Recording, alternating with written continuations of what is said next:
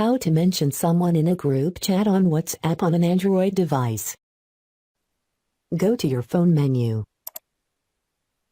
Find WhatsApp. Tap on the WhatsApp icon. Make sure you are on the Chats tab. Tap on the group you want to chat. To mention someone in a group, simply type the @ symbol and select the person's name from the pop-up list.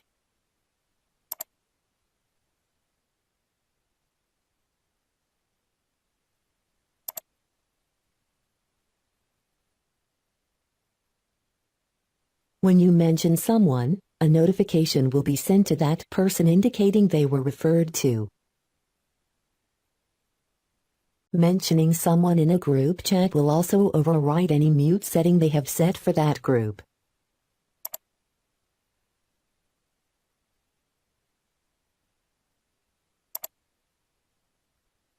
This is how you can mention someone in a group chat on WhatsApp on an Android device.